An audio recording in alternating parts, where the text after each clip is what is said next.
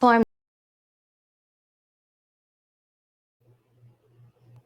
We're doing it. We're really doing it. We're doing Wicked. Hi, everybody. Some of you have never seen our faces or heard our voices before. That's okay. Welcome. Hi there. This is Book versus Movie, a podcast where we read books that have been adapted into movies. And we try to decide which we like better, the book or the movie. I am Margot P. of coloniabook.com, and this is my good friend and co-host, Margot D. of Brooklyn Fit Chick. Hi, everyone. Straight off the bat, I have several disclaimers. Just want to say. Number one, still coughing. I'm still coughing from my lingering ick that I had like over a month ago.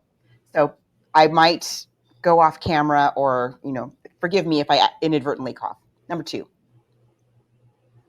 I'm just gonna come right out and admit this. I'm traveling right now. So I'm in a hotel. My audio is not ideal. And yes, don't come at me. I watched Wicked on my phone. I'd never seen it before. So I saw it for the first time on my phone. And if you've never seen Wicked, and I can't imagine you're listening or watching if you've never seen Wicked, but if you are, don't do that. Please don't do that. I cannot wait. I want to see it on a big screen. But we're going to get into all of that. If you are brand new, so here's the deal. Here's what we do here is we talk, it says book versus movie. And today there is genuinely a book and there's genuinely a script, which is also a book. And then there's a movie. We will actually consider any movie that's been adapted from any kind of original source. So if it's a nonfiction work or a magazine article or a play or a musical, right? It's March, so we're doing all musicals this month. A poem, a song, if we can get our hands on the source material and you can too without spending a lot of money, and as long as the movie is streaming on a major platform, it is up for consideration. We are still looking for ideas for musicals in March. We're just beginning March 2nd as we record this. So if you have suggestions for movie adaptations that you would like us to cover, if you would like to meet other listeners of this podcast or interact with us, there's a few places where you could do that on the internet. We do have a basic Facebook page. Be sure to like it, but we're much more interactive in our private Facebook group. So you type in Book VS Movie Podcast Group in Facebook, and ask to join. And we really do just talk about books and movies there and ideas that people have. So it's a nice safe space on Facebook to hang out. We are also on Threads, Instagram, and Blue Sky. And in all those places, you spell out book versus and then movie. And then we have an old-timey email, book versus movie podcast, spell all that out at gmail.com. Send us your suggestions. We just ask that the movie be streaming on a major platform, and whatever that book may be, we need to be able to get our hands on it. It can't be something we have to buy off of eBay. That's just not going to work for us. And also, if you'd like some stickers, we just got some stickers. Send us your address via the email, and we will drop them in the mail for you right away. I forgot there's one more disclaimer. If you are watching this on YouTube, on my channel at She's Not Your Mama, at Margot's channel at Margot Donahue, there's no way YouTube's going to let us play any of these clips. So apologies in advance. We'll be like, let's go to the clip, and then there'll be nothing, and you'll be very upset. And I'm sorry about it, but that's just going to happen. I'm just going to tell you right now. They have not been playing nice with the clips these days, and they're especially for something like Wicked, they're just not going to have it, I'm sure. But if you are here for the first time and you dig in what we're doing and you would like to help us keep the lights on around here, you can also support us on Patreon. Yes, Patreon. We've been doing the show for 10 years now. So right now what we're doing is putting everything from 2023 and then previous to that on our Patreon wall. Recent episodes are Hustlers. That's based on a magazine article. Phantom of the Opera, Carmen Jones, Chicago, and Oklahoma. Plus we have just so many more. Also, what we post there are the clips you watch today. So you can actually sign up for Patreon for free, and you can see all these clips there. And also our old episodes are all for free in case you think maybe we should redo one of those, because we're always looking for those kind of suggestions. But we want to thank everybody that supports us on Patreon. We really appreciate it. But also you can support us by just subscribing to the show, also by leaving a review. If you're an Apple or Spotify or whatever, if you could do that for us, that'd be amazing. Or seriously, just tell a friend about the show. It helps us find our people. We really, really appreciate it. And we've had just such a great conversation, especially people are getting very excited about musicals in March. And so there's already some good suggestions happening in the Facebook group. We're very excited about that. And we're also excited to talk about what we're doing next. And we'll get to that at the end of the show. So just before we got on the air, we were talking about a little bit about the fandom of Wicked, which is ferocious and large. They know their stuff. They really do. We are not those people. We are absolute Wicked newbies. And here's why. Because we have to talk about the book. And I was doing a lot of, like, while I was traveling and like sitting in the airport and stuff, I was doing a little bit of poking around, I got to admit, on the Reddit, a little bit, the Wicked Reddit. And I did see, and I was reading from a while ago, from right before the movie came out. And so a lot of people were talking about the fact that the runtime of the movie is, which is only part one, is longer than the runtime of the entire musical. And a lot of speculation was going on about, like, oh, well, maybe they're incorporating more stuff from the original book, meaning the Wicked book, not the Wizard of Oz.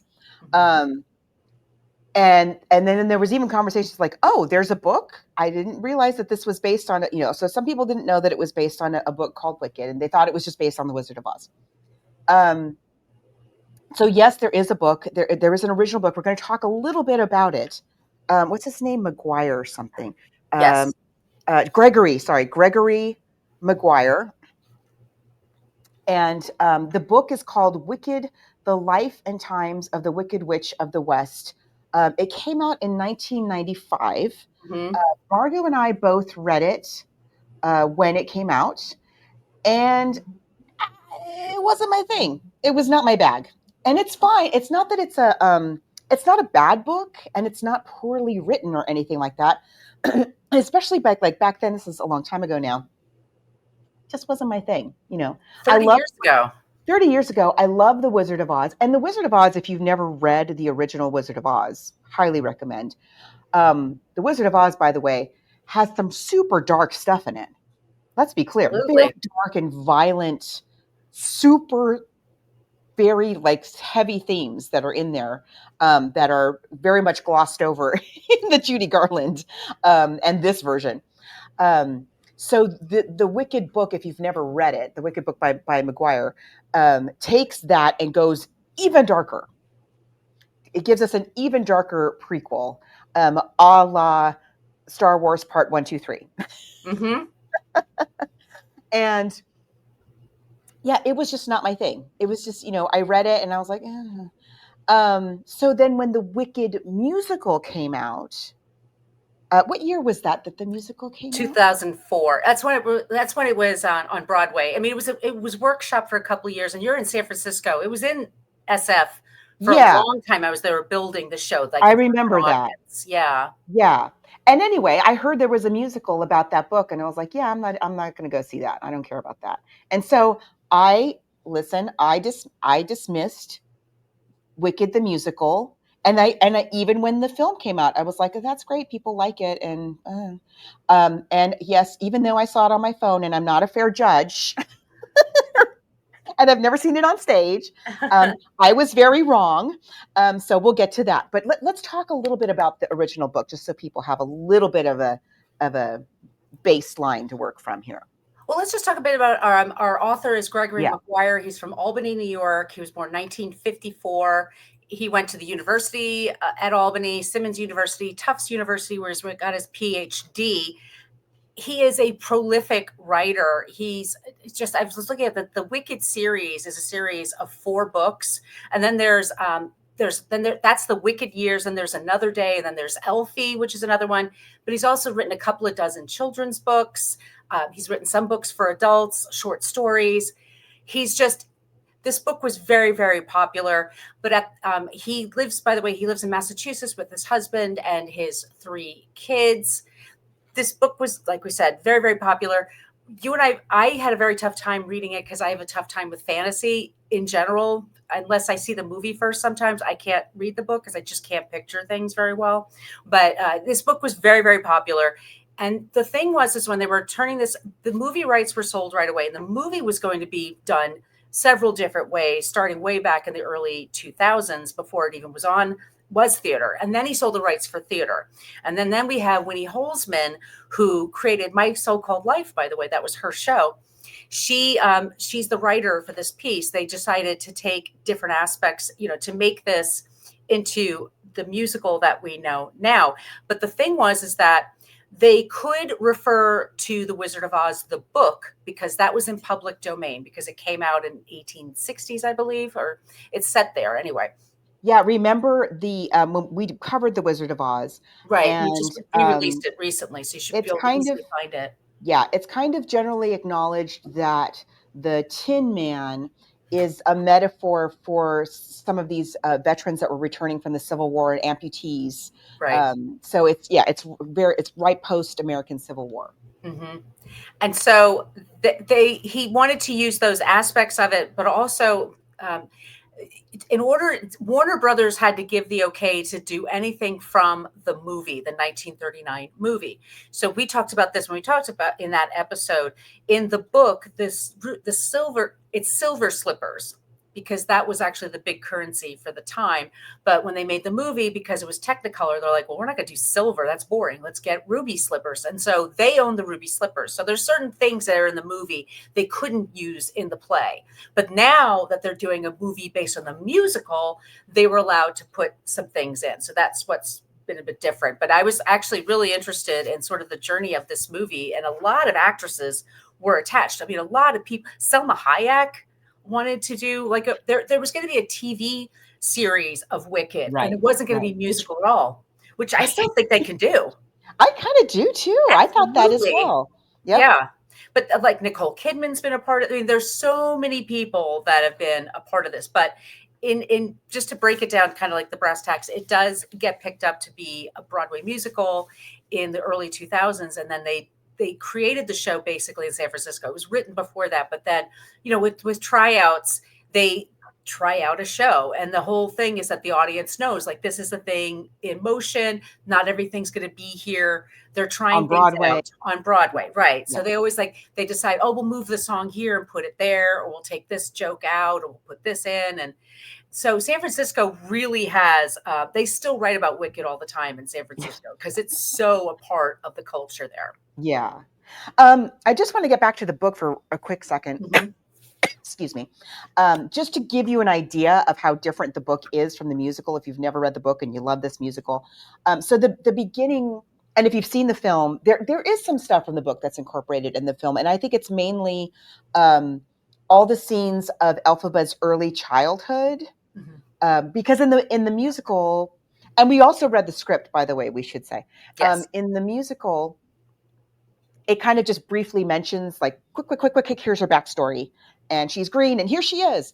And in the movie, we go much more into her early childhood, and that's kind of more out of the book.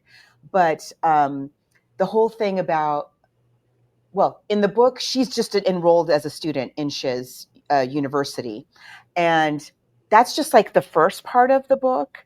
And then there's like a little bit of a time lapse of 5 years. And I'm just going to read you the synopsis of what happens 5 years after they leave Shiz University. This is how different it is from the musical, okay? So 5 years later, Elphaba reconnects with former schoolmate Prince Fiyero, now married with 3 children, and the two not married to Glinda, married to somebody else, and the two begin an illicit affair. So Elphaba and Fiyero begin an illicit affair. He's married with 3 kids. Elphaba makes an attempt at assassinating Madame Morrible. Fiyero is caught in Elphaba's hideout and murdered by the wizard's secret police force. And blaming herself for his death, Elphaba takes refuge in a convent. So there's this whole thing where she's hiding out in a convent. And then years forward from there, she goes to Fiyero. So Fiyero lives in that castle Chiamo Co, which is in the musical as well. And she goes to see his family, his 3 kids, and to beg their forgiveness because she's caused his death. And she has a child with her that we're to understand is Fiero's child. Mm-hmm. And and then she stays with his family, but his wife is not having her apology. Like, I don't, big deal. He's dead and he cheated on me with you. And while she's staying in the castle with Fiero's, Fiero, who's dead, his family, that's where she discovers the Grimoire. Okay. In the castle there. So it's a completely different twist and turn of how the play. So the musical, as musicals do, like when we talked about Oklahoma, for instance, the Oklahoma, the musical has almost an opposite message and focus of the original source material. Yep. Which was definitely about like indigenous people and their rights at a time when Oklahoma was becoming a state and people didn't know how they felt about that. Whereas in the musical, people were like, we're going to be a state, so totally different. And this is what happens when we have adaptations. And then of course we have further differences when you then take a musical and bring it to the screen. So again, I've never seen the musical on stage. I've only seen clips of it. And whenever they've done like the Tonys or, sung it on late night shows, and as they sometimes do, I've never, ever, ever seen Wicked on stage. I think it's actually playing in San Diego right now. It's playing everywhere right now. That's another thing. It's so popular. It's hard to get tickets for it as well, which is also, when it came out, it would be like 20 years ago.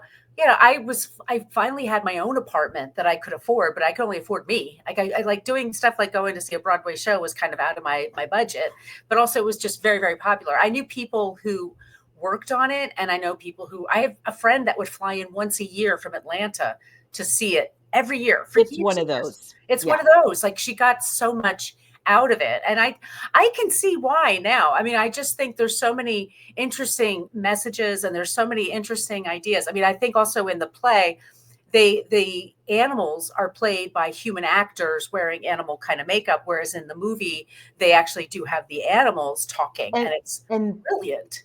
Oh, it's wonderful. I mean, we'll get to that. Yeah, we'll get to that. And that's something that's not really in the book. Not really. Like it's sort of, it's there, but it's not like a major plot point like it is in the musical. And I love that they chose that. I'm just so I want to know what you thought of the script. The original Broadway script, I found it very easy to read. I found it very, I honestly, I enjoyed it very much. I thought it was funny.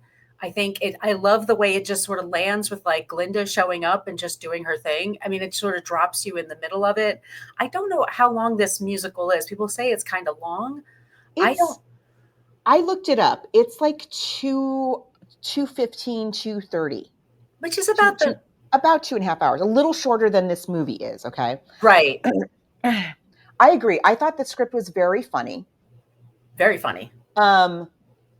And very, what's the word I want to look for? Here's the thing, is last week we did August Wilson's The Piano Lesson. And that script is a work of art. It is like, I was blown away by the writing of that script. It's just so gorgeous and multi-layered and all that. This is not that. But it, when you at least not at first, I should say, because as you say, like when it opens up and it kind of drops us into this world, you're like, oh, there's Glinda and she's pink and fluffy and funny, and then there's Elphaba and she's like dry and caustic and has this kind of dry humor, and it seems very light, and then the layers kind of come in later on as it moves along. So when I first started reading it, I was like, yeah, it's no piano lesson, but I did really, it is very entertaining. And it pulls you in for that reason. And then, like I say, and then it builds and builds and builds until you get to the end. And now you're like crying and there's all these themes. So yeah, I mean, I wish I had something to say about the stage version, but I just don't have any We have a experience couple with of it. clips we can show. Yeah. Let's start with Kristen Chenoweth. This is her opening. Okay, so we should say Kristen Chenoweth and Idina Menzel. A big reason I think that for the longevity of this show, it seems like from what I have read and seen. Mm-hmm. Well, we'll see right now. We'll see right now why it's so great. To Oz, please direct your attention to the blonde girl in the bubble.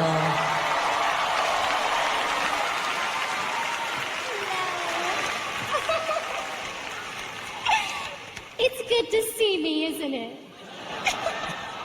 No need to respond. That was rhetorical. Fellow Tonians. Let us be glad. Let us be grateful. Let us rejoice by that here to see us through is a boy from Oz whose name is Hugh.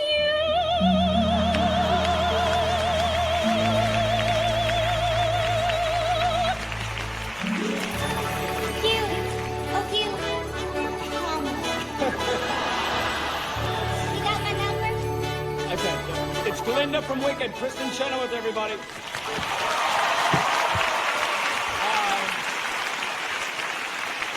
Hi.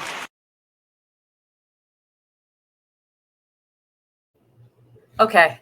She's adorable. She's hilarious. She's hilarious. I read her biography, her autobiography, her memoir. Oh, did you? She's adopted. And Really? she found her father, and her father was her birth father was a member of ZZ Top.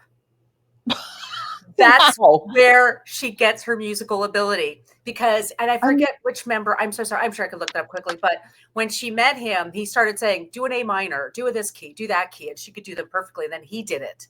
They both had perfect pitch. And I know. Her pipes. I mean, and different kinds. She could do operatic. She could do a ballad. She could do a brassy show tune. She also is funny. And the thing with Glinda is she's conceited and she's full of herself and she's prissy and she wants everyone to kiss her butt and call it ice cream and all this stuff. And you still like her because there's something about her that's just not mean. She's just kind of this effervescent, self-confident person. And it's like, who do you get to do that? And she's like 5 feet tall. She's like really tiny. And she's teeny. She's a teeny little doll. Which works. Like also it's that perfect. Works for the character. If she were 6 feet tall, it'd be totally different.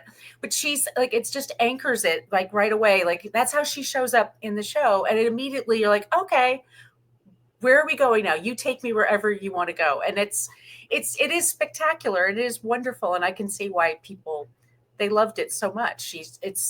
But once I did find it hard to read the script because there weren't a lot of directions with the script. That I got. I found it once I saw the movie and I went back to read it. I got it much better. That's another thing. Like I just have a hard time picturing what they're talking about until I see it. Yeah, where again, like it depends. Different. We read a lot of play scripts here at Book versus Movie because we do a lot of play to movies, as we talked about last week. And different writers handle that differently. Some of them like really paint the picture, and you like last week again, to bring up the piano lesson again, we knew exactly what that home looked like. We knew what the piano and where it was and what the table and the chairs looked like. We know all of that stuff. And some of them are a little more loosey-goosey. And from what I saw of different clips of different productions, some of the the different productions kind of take it in slightly different directions with the settings and the way that they've staged the different numbers and all of that, and that's fine. Yeah, it's kind of cool. Kind of makes it fun to see the Boston one and then the Chicago one, and yeah, right. And it opens with the hat. The witch's hat, the black hat is on the stage and then Glinda comes out. But it's like so this hat is supposed to be, kind of janky and silly looking. And then it's something that, like, when they go to and I try to find out, somebody will probably find this out for me, but Shiz University, where did they get the name for Shiz? How did he come up with that? Because it's not from for shizzle, is it? I don't know. think so. Excuse me. Because that's 1995 he wrote it, or it was published Correct. anyway. So where does this come from? But when they go to the university, at first, also in the play, Elphaba has a younger sister who's in a wheelchair. Yes. And she's the one that's going to the school. Elphaba is raised because her mother had an affair with another man.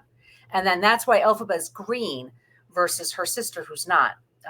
She's more like our shade, I guess. I don't know what you would call it. But her sister's the one that's going to go to the Shiz University. But Elphaba then, they start to see her there, like she meets the professors there and stuff like that. I forget where I was going with this, but they're just different. Elphaba is immediately in the movie, she's immediately brought in to be in the school, whereas in the musical they take a long. It's a little right. It takes a minute, and in the book she's a student from the very beginning, just like her sister. So, which I like better. I don't think you need to. I thought that too. I thought, why are we spending time with, like, what's this? There's no reason for that. They could both be students, and the dad could just say, I'm making you responsible for your sister. Like, that's all they had to do. Easy peasy.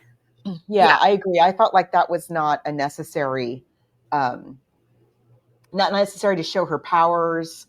We could have seen them elsewhere, like in a classroom setting or something like that. I know that was one of the things that I was like, yeah, I'm not sure that, 2 hours. What's the runtime of this movie? 2 hours and 40 minutes, something like that. Say though, and I did stop at one point because I had to watch something else. I did too. But I the length I enjoyed it very much. I was completely absorbed. I didn't check my phone. I either. didn't do anything. I was like completely into it.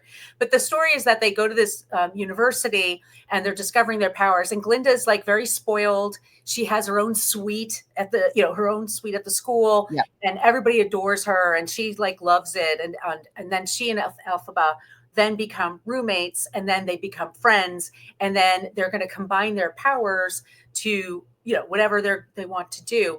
And in the end, they're going to Oz, and they meet the Wizard of Oz, and then he's much more. And like Dorothy, they discover he's a fraud. He's a fraud. He's a shyster. He's not who he says he is. And so he and the professor from the school, what was her name? Madame Morrible. Thank you. Michelle Yeoh plays her in the movie. Like they kind of combine their talents to bring Elphaba, who they realize is the one who has the real power. Like they don't even know what to do with it. And in the play, and it ends in the first act here, by the way. This is just the first act for this movie. The movie just covers the first act. Yes, correct. Yeah. So the second act is coming out in this following November, but it ends with they met the Wizard of Oz. They escaped. And now Elphaba is going to go off and fly. And whatever Elphaba is going to do, we're going to find out. So the thing is, and again, this is now we're completely away from the book. We're not anywhere near Maguire's book anymore. Elphaba, and it's so wonderful that we set it at this point in these two young women's lives where they're trying to figure out who they are. They have their experiences that they've brought with them. And when you're in college and you're like your first time sort of on your own, but not completely on your own, people are still kind of overlooking everything you're doing. Right. And they've all heard about this wizard all their lives, just like in the Wizard of Oz, like he will grant your heart's most deepest desire. And Elphaba, up until the point where she meets the wizard, she thinks that her deepest heart's desire is to no longer be green, because this has been a source of such pain for her and bullying and so on. Mm-hmm. And then when she meets the wizard and discovers that he is in fact just an ordinary dude, like acting big, with a big platform and what all, she decides, oh, I actually just want to be me. I don't think I want to change after all. And this guy doesn't have the power to change me, and nobody did. I'm the only one who has the power to change me. I just want to be myself. And hey, if I can just accept me for who I am, she realizes, like, I am unlimited. She could do anything. Right. And she's trying to explain this to her friend who is also, who's very popular. I'm not going to sing that. Who's very popular. You can't get it out of your head, right? Once you hear No, that. it's all the songs are so stuck in my head. Yeah. Her friend who's beautiful and everybody loves her, but she also knows Glinda really well and knows part of that is a front. And so she's trying to explain to Glinda, don't you see, like if we just accept who we are and love ourselves for who we actually are, there's nothing we can't do. Like Gina Tay, there's nothing we can't do. And that's where we have intermission. And then we have that wonderful Defying Gravity song. So her Elphaba's eyes have been opened. Glinda's not so much. She's not quite there. But she also hasn't had to walk the path that Elphaba has had to walk, right? So so she's not quite there yet. And all of this is a flashback. As you say, like the show opens with the hat on the stage after Elphaba has been killed. Elphaba has been murdered. Little girl, by means of a little girl sent with a bucket of water. And Glinda, the Glinda that we meet at the very, very, very beginning is a different Glinda than we meet, at Shiz University. So it's also the story of how she finally comes to realize what her friend had tried to tell her right before intermission. And that's where the movie ends. And we'll get into the whole movie in a little bit. But then you come back from intermission, Margot, and there's a whole other section of the show. There's more to the story. Which, I'll be honest, I didn't really go into that too much because I figured the movie ends here, so I'm just going to leave it there and I'll wait until it comes out the second part. Yeah, I thought about that, but I continued reading just because I was curious to see if there was more of the original book that kind of got brought in. Not really, just sort of thematically, I would say there's some themes going on there. But just to give us the broad strokes, when we come back, Elphaba is now officially the Wicked Witch. Everybody's like, she's wicked. Nobody mourns the wicked. And she's owning it. She's like, yeah, and Glinda, who, again, not quite there yet, not quite as evolved as her friend, she's dabbling a little in the fascism, shall we call it? She's dabbling a little with the Madame Morrible and the wizard, and they are dazzling her with the promise of power, basically, and she gives into that for a little bit. Then we've got Nessa Rose, who I think, does the father die, and then Nessa Rose is now the governor of Munchkin Land? I can't remember. I can't. But they are afraid of Elphaba. They're afraid of everybody's afraid of Elphaba's power, right, but for different reasons. The wizard and Madame Morrible are afraid because they realize that she's powerful enough to expose them. Mm-hmm. And so they create an enemy, and they turn everybody in this land of Oz against Elphaba and do everything they can to persuade her to get within their grasp so they can either turn her to their side or destroy her. If they're not going to be able to use her, they want to destroy her. And so ultimately, Madame Morrible, who we learn specializes in weather, she arranges for a little twister, just a little twister, just to scoop up a little house in Kansas and dump it on Elphaba's sis with the silver slippers. And then Glinda, and it makes you watch The Wizard of Oz in a whole new light, right? You realize, so Glinda was in cahoots with the wizard and Madame Morrible, who's not in the original at all, but Glinda's in cahoots with this fascist regime to murder Elphaba's sister and steal the silver slippers by means of a little human girl who's also been abducted and thrown into this world. She's a monster. So then the story, then we know what happens. Then we're in the world of the Wizard of Oz. And so everyone's pursuing the witch. And eventually there's the whole thing with Fiyero, the bucket of water. And at the very, very end, as everyone is like, ding dong, the witch is dead, which is a different, here it's nobody mourns the wicked. Glinda, you see Glinda in a whole new light by the end of the show. Yeah, she realizes like, ooh, I made some choices. Mm-hmm. And she does right in the end. She does right by her friend. I'll just read this last little bit. Yeah. She confronts. So we're assuming that you know what happens if you're watching or listening to this. Like, again, I can't. Why would you be here if you didn't know what happens? So I'm not even going to give you a spoiler alert. Of course, we're going to spoil it. Glinda confronts the wizard with the elixir. Oh, Glinda finds that elixir. Where does she find it? In the hat. She finds it with the hat. The hat on the, when the witch melts, there's the hat and the bottle of elixir, because she's always keeping that green bottle of elixir with her. Right.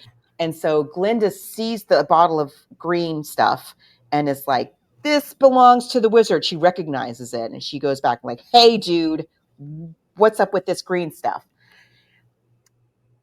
All the pieces come together. The wizard is the man who had the affair or, bewitched Elphaba's mom into an affair. And so he is Elphaba's biological father. And the wizard is like, bye, bitch. He's like, oh, gotta go. Just like in the Wizard of Oz, like, oh, time to get in the hot air balloon. Oh, no, there's no room for anybody else. Bye. And there he goes. And the big moment, and again, I've never seen this on stage. I'm sure it's very fun, and everyone, if you watch any of the clips, the audience just goes insane. Rap door opens in the stage, and out pops Elphaba,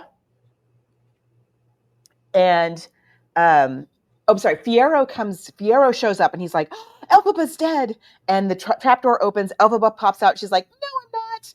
And the two of them depart Oz together, and Glinda, who could easily have said, like, they're actually alive after them, she doesn't. She's like, oh, isn't it? Aren't we lucky? The wicked witch is dead. Ding dong. And that's the end of the show. That's great. I'm assuming that's what's going to happen in the second movie that's coming up. So again, totally different than in the book. We are not anywhere in the realm of the original book anymore. Also not in the realm of the Wizard of Oz. Right. So completely different work of art using the same characters. Kind of like a commedia dell'arte of the United States, if you will. So can we talk about the movie now? Well, let's, I wanted to play a clip of Adina. Yes. So this is how the musical ends. And this is from the 2004, Tony Awards. And you have to see Idina Menzel or Adele Dazeem if you're John Travolta. Oh, that's right. I forgot about that. Card. It's a tough name, and he's reading from a cue card or prompter, and yeah. But you'll see for yourself. Here it is. You'll see for yourself, and also, I gotta think, being a newbie to this whole scene of Wicked, my takeaway is that the casting of Kristen Chenoweth and Idina Menzel was everything to the longevity and success of this show. I say so. Well, let's just watch it. Watch it. Defying gravity, I'm flying high, defying gravity, and soon I'll match them in renown. And nobody in all of Oz, no wizard that there is or was, is ever gonna bring me down.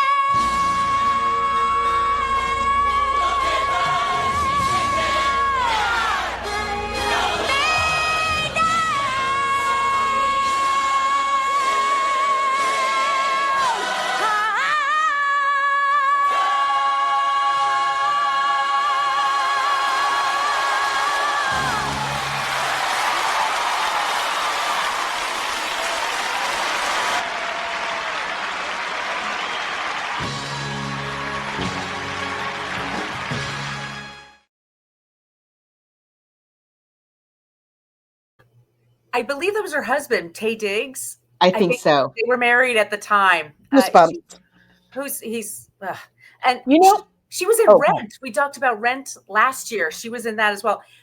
This beautiful woman, like who So can talented. Just like Kristen sing. Chenoweth. It's Right, just, both of how them. do they put all this talent in one woman? I don't get it. It's so unfair. I'm known by my friends, especially musicals. If you see me watch a musical in the theater, I will cry at some point because I'm so overwhelmed by how talented everybody is. Like down to like the little characters on Me too. I everybody. get overwhelmed by the dancer who's all the way in the dark, all the way Right. upstage, and I'm crying for them. I'm just so happy for them. I'm so happy. Yes, I bet this was thrilling. And then then you have to go out and have a drink or something. You have to wait 15 minutes and then come back and see the rest of the show. It must have been such a buzz. I bet it was fun. So exciting.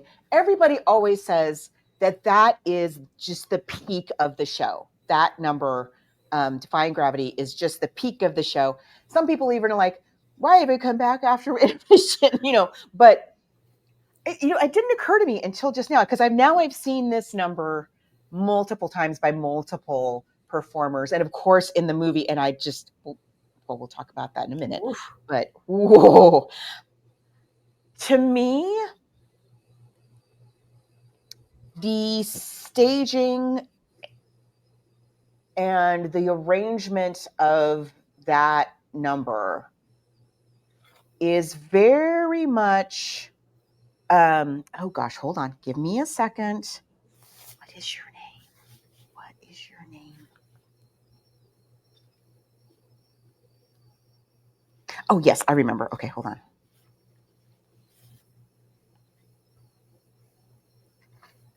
Yes, it's yeah. I'm going to find a clip and I'm going to put it in our Facebook group. And tell me if you do not think that this staging of of Defying Gravity is not borrowing very heavily from Wagner and Brunhilde's battle cry in the De Valkyrie, I think is part of the it's that I'm not even going to attempt to sing Wagner. Sorry, y'all. But where she's got the helmet and with the wings and the shield, and she's up on this cliff and she's singing about, how they're gonna. Anyway, I won't get into the plot of the ring cycle. But the staging is so similar with the broom. Like she's got this spear in Brunhilde does in the Wagner piece, and that she's brandishing almost exactly the same way that Elphaba has the broom in her number. It really, really struck me this time, especially in the movie. Yeah, it's so funny. And that famous that note that she sings at the that whole thing. There's so many supercuts, by the way, on YouTube of all the different Elphabas doing that. You really want to get it stuck in your head. They made me think. I saw yesterday for This Movie Fest. They did all these movies from '98, and they had The Big Lebowski and Julianne Moore wearing like that outfit. Did you ever see The Big Lebowski? Oh, yes. There's that whole sequence where it's like a Busby Berkeley musical because Jeff Bridges' character is super high, the dude, and he's like going through the legs of all those girls like that. And then there's Julianne Moore, and it's like two bowling balls are on her breasts. Yeah, and she's like that. That's like that just popped into my head. So anyway, yes, it's gorgeous. It's just beautiful. But you have to have the skill that you have to have to these roles. You got to have some real chops, and you have to be funny and do physical things like stunt work because you're going to be like in wires. You're going to be on wires. You have to do drama. You are. You have to project your voice, but you also have to have people like there's going to be quiet moments and people need to. I mean, there's so much. That's why like I cry when I watch these shows because I'm so like impressed with everybody. Like it's spectacular. I'm very, very impressed, and I've never even seen the show on stage. No, I've only seen clips and I read the script, And I've seen some clips. Yeah. But I like what I saw, and Yep. I enjoyed this. I enjoyed reading about it. But should we play the trailer for this movie? Okay, let's just talk about this movie. Okay, here we go.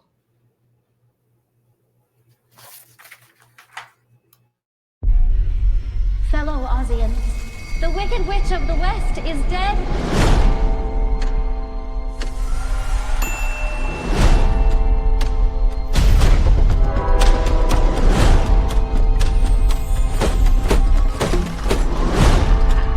Don't let her get away!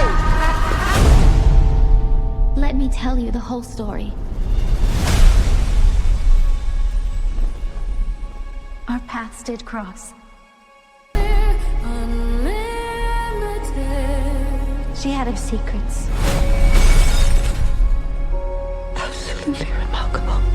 There is no fight we cannot win. Just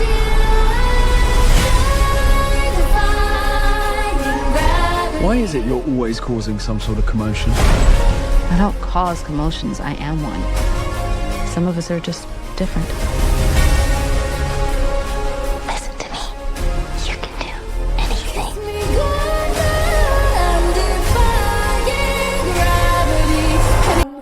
I know.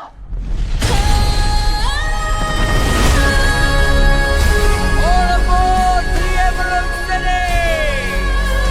Just follow the road. It's gonna lead you right to me.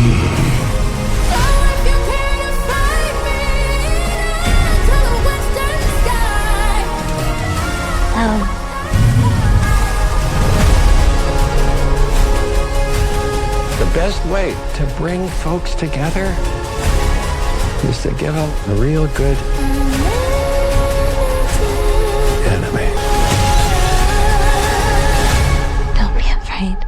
It's the wizard who should be afraid of me. The wizard that there is or was is ever gonna bring me.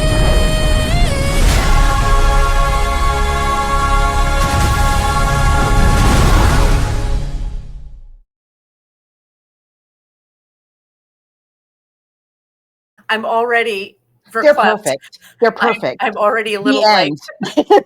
I'm already a little like I might cry in the middle of all this. I forgot to It's mention such a we good should- trailer. How exciting! If you're just a diehard fan of this show, how exciting is this trailer? I forgot to mention Stephen Schwartz does the music and the lyrics for this show. Yes. He should definitely get a mention here because these Yeah. songs are fantastic. It's John M. Chu is our director, and I'll just like read off some of the cast here. That's why I have my glasses on, so I make sure I get this correct. Cynthia Erivo as Elphaba. Wow. I mean, and Ariana Grande, you and I were just talking off the air. How talented. What lab developed these two women? Tell the people how old they are. Cynthia is 38 and What? Ariana is 31. How? They look 10 How? or 15 years younger, and They're but also- playing they're playing college yes, students, teenagers. and I am totally blind. I'm all in. I don't doubt it for a moment. They have also like in their performance, like their energy is always there. Like they're always kind of like, what's going to happen? Yeah. Like they're so, and that's trying to do that on a film set when you're filming like 10, 14 hours a day. And you the know, complication of all the effects and everything. the green What? screens and the choreography and everything. And I was saying like Ariana Grande, like she can do anything. She's so funny in all kinds of ways. She does physical comedy like Lucille Ball, but she can also just do a look on her face and you're cracking up. I mean, just anyway, I'll keep going. Jonathan Bailey as Fierro, who's wonderful. I mean, I'm going to cry. Ethan Slater as the Bach Woodsman. They call him the Woodsman here. So that's, I know. I'm sorry. They look cute together. I know they're really cute. Bowen Yang as Fanny. Fanny. And Which is a female role in the right. in They the changed stage it play. Yeah. and put Bowen Yang in everything, by the way, as far as I'm Maybe in concerned. everything, please. Yeah. That's I need to have his face reacting in everything I ever see from now I need on. that. Yeah. Peter Dinklage as Mr. Dillamon, who says the voice. Oh, he's so moving. it's a voice performance, and I am just like, again, I'm in just goosebumps the entire time. And I remember, people, I am watching this on my phone. She's on her phone. In I'm on the my airport. couch. In the airport, y'all. And I'm like, It's this so goat. good. Oh my, what's going to happen to him? Michelle Yao as Madame Morrible. I mean, like, come on. Like, what do we even talk about? Jeff Goldblum as the wizard. I mean, come on. Like, that's Marissa Bode as Nessa Rose. She's wonderful. She's wonderful. Because we know, if you know what's going to happen with this character, because again, she's the Wicked Witch of the East. That's who gets right. the house dropped on her, right? And then she has a whole story arc that we haven't even seen yet. Not really. With Mr. Bach, the Munchkin. Where they give and they have like also Bronwyn James as Shen Shen. So she and Bowen Yang are like the two, like they're sort so of like funny. the audience surrogate. Like they're kind of taking things in but they're so funny, and it's God, where do we even begin? It's so well done. They have a lot of nods. What they got the permission for finally was to take some ideas from the 1939 film, which Warner Brothers have, and this is Universal that has this movie now.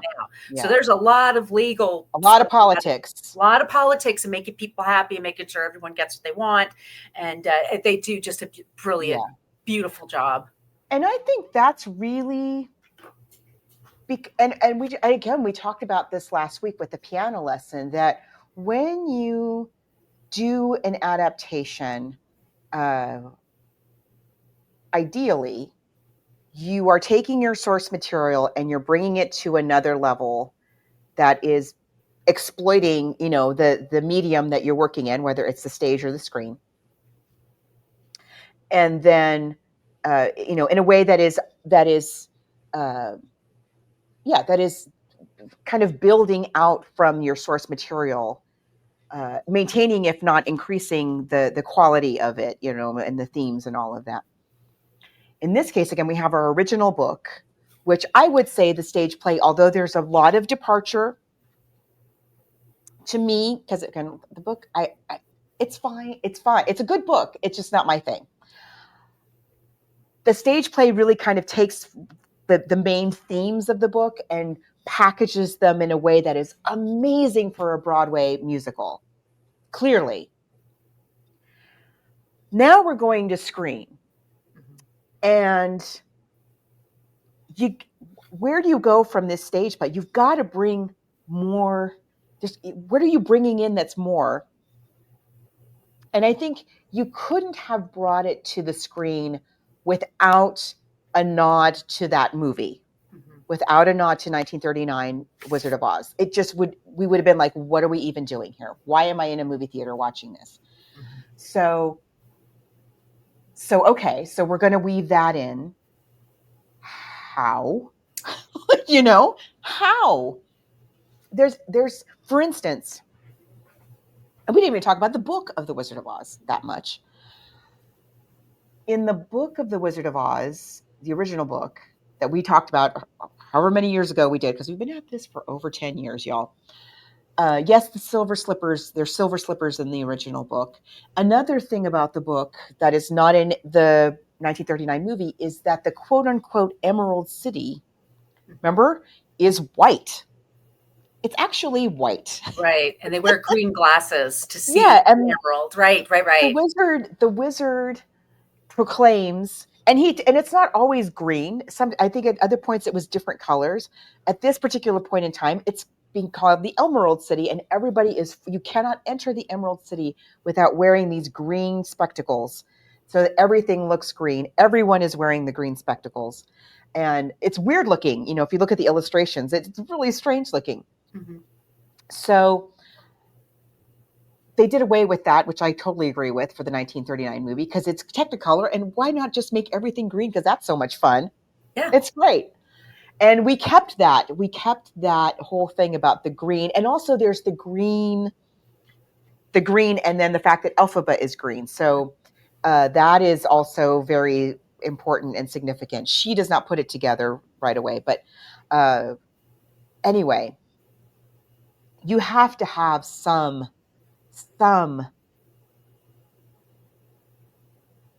threads from the 1939 movie in order for this to be an elevation or an evolution, I should say, from the Broadway show. And I think I'm so impressed by how they chose. It's very subtle, and it's not like, here it is, here's your Easter egg. It's very well done in a way that is serving our narrative of this story.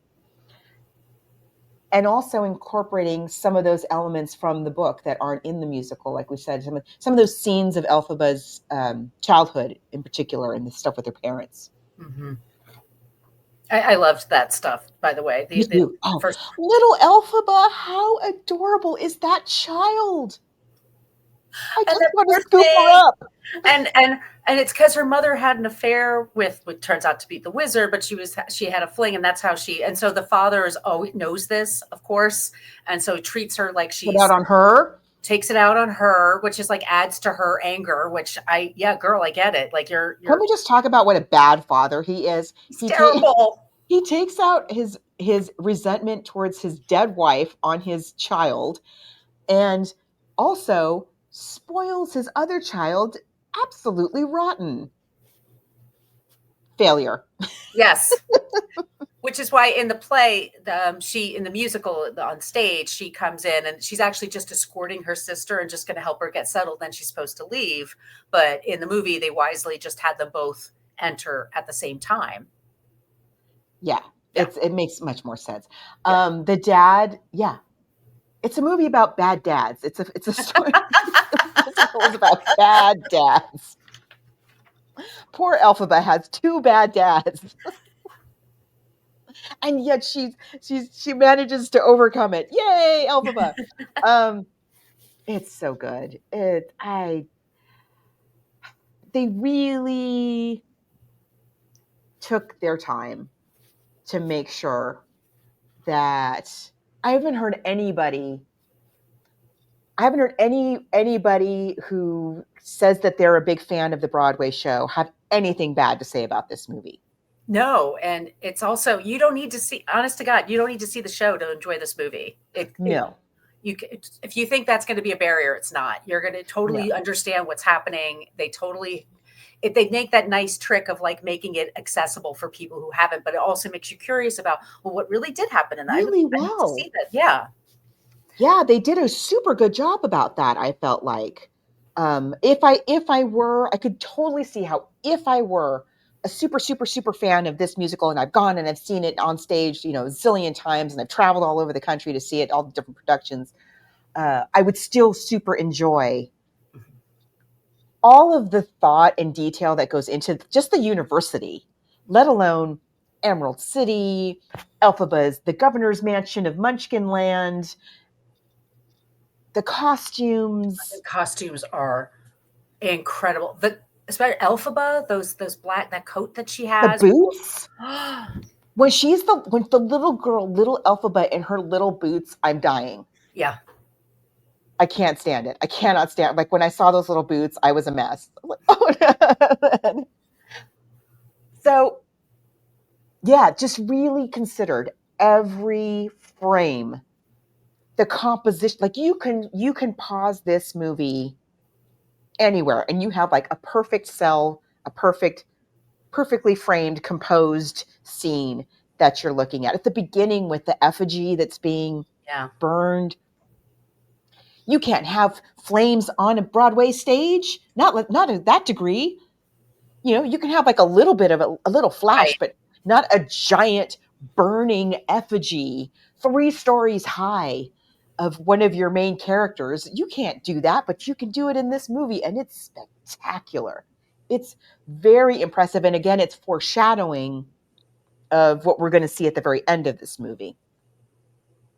And Glinda, who was present at the effigy burning, and it was also present at the other moment, she's the only one who gets it. And also the fans. Super good. So thoughtful.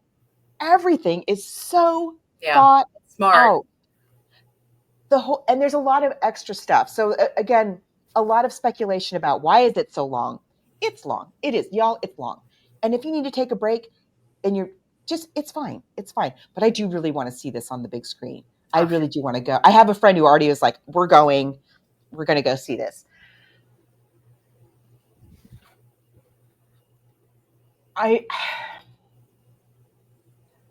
There were some choices that when they came up, I was like, oh, fun Easter, like the whole thing with, of course, how can you not have Kristen Chenoweth and Idina Menzel? Right. Well, yeah. Of course you're going to have them somewhere. Of course you have to have them singing. Of course you have to have Idina do her groundbreaking original. Of course she's going to do that. How are you going to make that happen? So certain numbers, and like this number with Fiero's number where they're in the library, that amazing library. In the musical, it's not like that at all. It's the book house. It's the book house. Oh my gosh, it's so amazing. So cute. But adding all of this extra stuff, it goes right up to the line of being a little too much. Right? It goes right up to that line. If it had been a little bit more, I would have been a little bit over it. But as they just pull back enough that it's like even Jeff Goldblum. Yeah. Jeff Goldblum, it gets to be very Jeff Goldbluming. Very, very, all the Jeff Goldblum tropes. He's just bringing all of them out. He's having Dr. fun. Malcolm. He's the Fly. Just enough. It's just enough. If it were a little bit more, I would have been over it. But it was just enough Goldblum for me. I love it. I absolutely love it. It's perfect. I cannot wait to see part 2. Do you want to play another clip? Yes. Let's see. What do we have next? We have number 5. 5. Which doesn't mean anything to y'all, but you know what else? As we're just gushing over this film. This number in particular was where I suddenly became very aware of the masterful lighting of this film. They've created this whole, it's not like Hogwarts, where everything is candlelit and torchlit. Right. It is a fantasy, but it is also like Hogwarts. Let's face it, it's Hogwarts. but in the Wizard of Oz. Yeah. It's like, remember in Harry Potter, which I know we're mad at her, but in Harry Potter, the one, is it Goblet of Fire, where there's like the French school with the girls like, remember those? And then the Russians. And it's like if there was an American school, it's Shiz University. Yeah. Right? So we built this whole artificial thing. And yet the lighting is so realistic. The way that I love that scene because they're in a suite that was supposed to be Glinda's, private suite. But the lighting is as if, and there are different times of day. So we get the different time. It's so realistically done. Also, like when they're in the classroom with Professor, is it Dillamore? Is that how his name is pronounced? Mm-hmm. And he's about to explain to them about how it used to be with the animals teaching in the university. And he dims the lights, he shuts the shutters and that whole thing. The scene where the animals are singing, I love the way, that's very different than it's done on the stage version. That Elphaba is kind of peeking in and I love that number. The lighting, they're in this private little enclave. The Oz Dust ballroom, not in the show at all, I don't think. Gorgeous. Just spectacular lighting. The show, again, that part where they get to Emerald City and it's Idina Menzel and Kristen Chenoweth and that whole show with the footlights and everything. The art direction's incredible. Like the steampunk kind of atmosphere for some of it, especially for the wizard, because he doesn't really have magic powers. He's just trying to make everything look like it's, he just has little tricks and he tries to make them look scary. And it is like genuinely, I can imagine, like, I'm sure when I go and see it on the big screen, it's going to be big and huge and scary. It's massive. It's filling up the whole screen, just like in the 1939 movie. I love, there's just so many details. Again, you could pause this film at any point. When Elphaba first shows her powers at Shiz University, and the face of the clock that has the wizard on it breaks off, and underneath is the clock filled with animal teachers. Yeah. Yeah, the animals I really loved. And also... They're so well done. We talked about it, and the bear. The bear, and also the winged monkeys, which is what comes from the original book. Oh! The scene where they sprout their wings, I was so upset. It's very upsetting. It's upsetting, but it's supposed to be. Like, you're supposed to understand, like, he's enslaving these animals by putting them through these physical manifestations that they're not natural, and it's not what they want. You know, we're like, we'll let you live, but we won't let you talk, but we'll give you wings, so you'll be my spy. Like, it's the things that they do to use the animals for their own nefarious purposes, which is just, it's so well done. It's just so, it's so groovy. But they do have a scene, and we'll play this next, which is the song that everybody knows. And it's like, why nobody made a song about this sooner? Just this topic of being popular should have been a top. I mean, that's a song that's been, you know. Yeah, not quite in this way. You're right. There hasn't been one, not addressing it in quite this way. Right. It's just very blatant. Like, I'm going to teach you how to be popular. Yeah, here we go. It's important. You need to know this.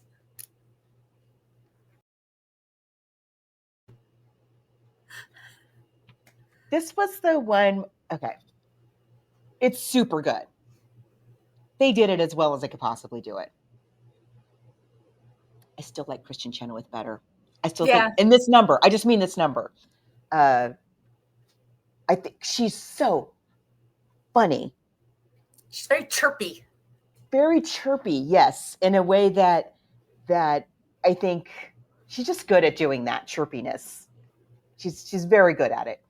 And when I've seen the different clips of Kristen Chenoweth doing this number, it cracks me up every single time. And this close.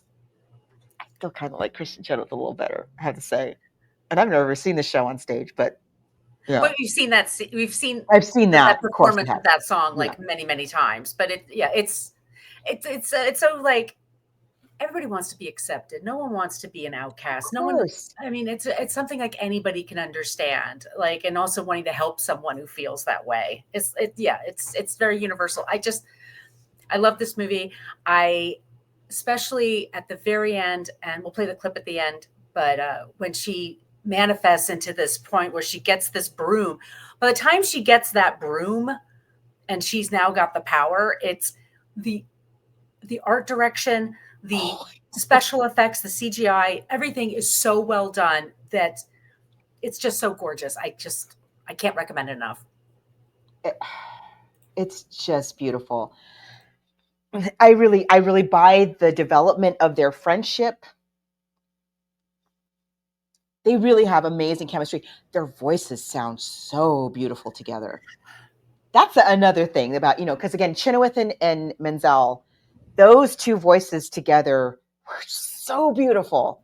And of course, we get to enjoy that in this movie, which is, again, goosebumps.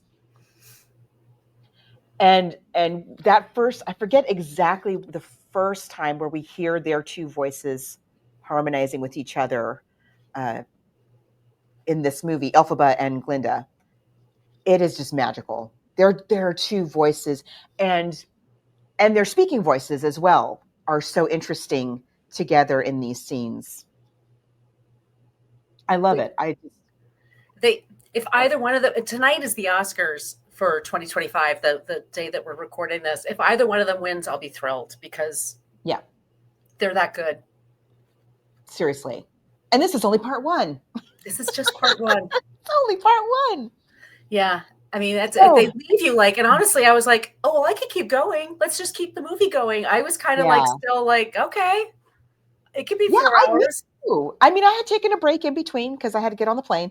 Yeah. But yeah, I was ready for like, let's go. I want to know where are we going with this? Even though I know where we're going with this. Yeah, I just I'm going to see this in the theater when it comes out, oh though, for sure. yeah, absolutely, absolutely, cannot wait. So many. There's so many. Just don't watch this on your phone. Please don't watch this on your phone, y'all. Not for your first I mean, time, anyway. Not that you won't enjoy it. You will. Now that you mention. So what I did was, and I'll tell you why. I bought the film on YouTube because I wanted to read the comments. Sure. I wanted to read what people had to say about the movie, because obviously the super fans are going to be. I thought if they're going to be out in force, they're going to be out in force on the comments on the YouTube version, and they were so touching. So many people. Somebody said, "My dad just died, and this movie is what's getting my mom and my mom and me through this week."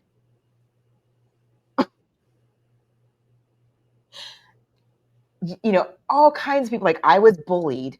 So many comments. A lot of that. People just like opening up their hearts because they love and relate to this movie so much. Yeah, I recommend go check out the comments on the YouTube. I will actually when we're done with this. Yeah.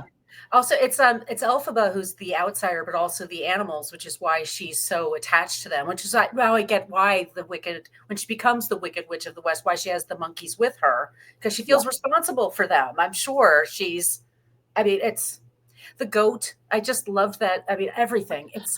They're rare. I cannot believe how well they did the animals. Really well done. The lion that's in the cage, the little cub lion, broke my heart when I saw Seriously. that. Oh, seriously. I'm a cat lady, so it's that was rough, but it's incredibly well done. Whatever you've been hearing about it, just watch it. It's spectacular. I don't even know what else to say. It's just it's crazy movie. good. What? Book versus movie. Well, excuse me. I'm having the same tickle.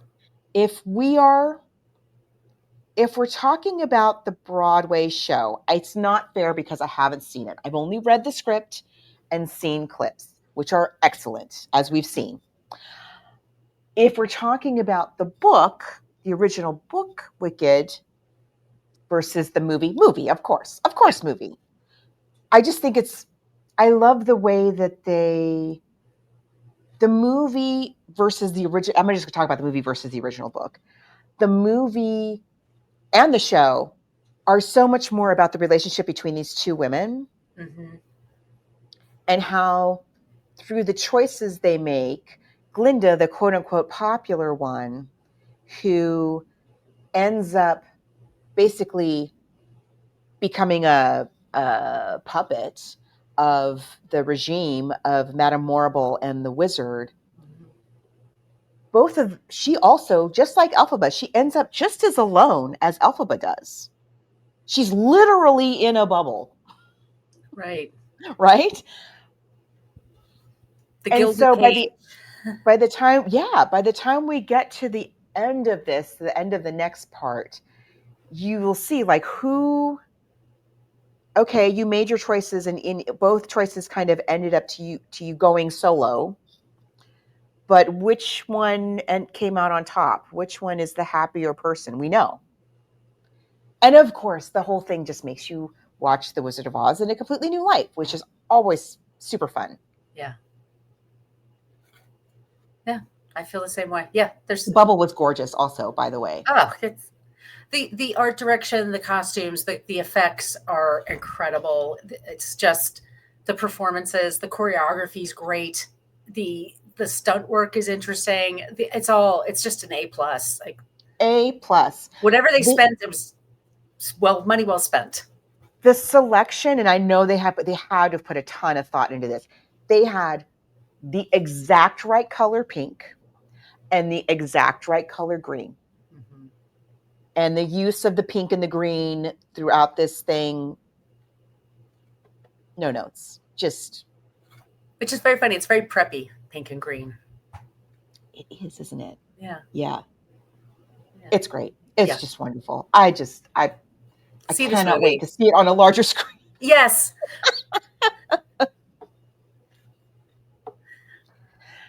So if we're going to talk about the original book, if we're pitting the movie against the original book, no question, hands down, absolutely the movie. I am not a fair judge of whether we're talking about the musical or not. Never seen it. So I'm not even going to begin to step into that debate. But just, I know if you're listening or watching, you've seen this. You've probably seen the movie already. You've probably seen it several times already. You just want to hear somebody else talk about it. And I get that. That's why I wanted to read all the comments and the Reddits and all of that. Yeah, we'll just keep talking about it. I never want to stop. Right. It's wonderful. So let's talk about what we're doing next.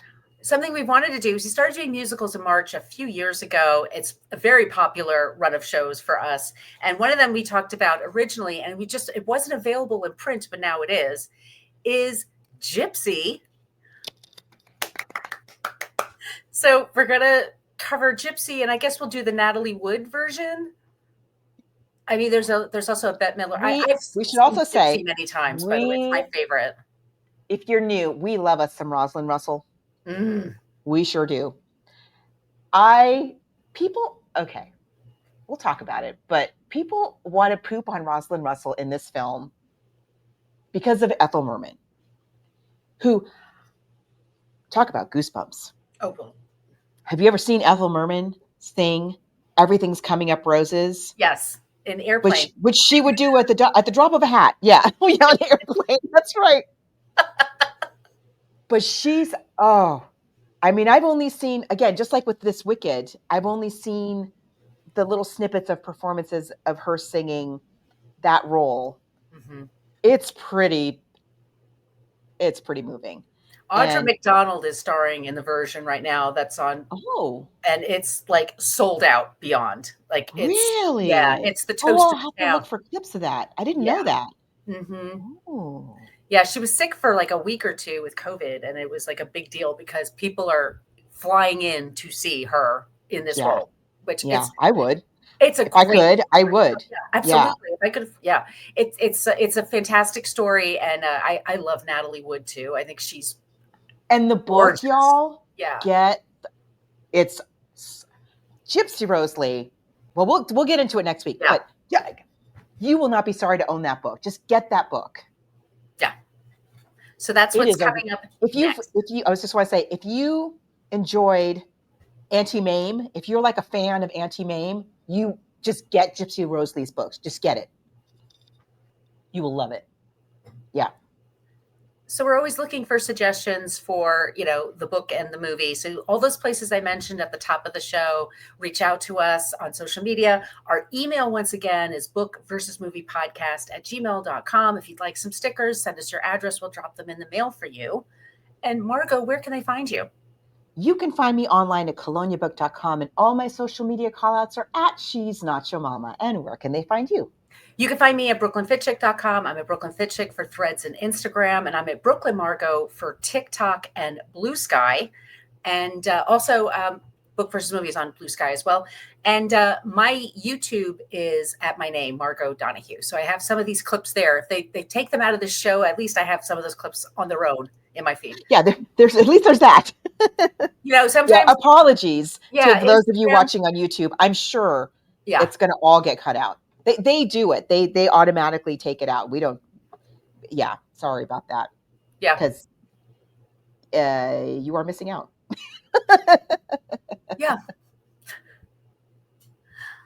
All right. Well, everyone, thank you so much for listening to the show, for watching the show. If you're on your YouTubes right now, we'll be back soon with Gypsy. And in the meantime, I'm going to be popular.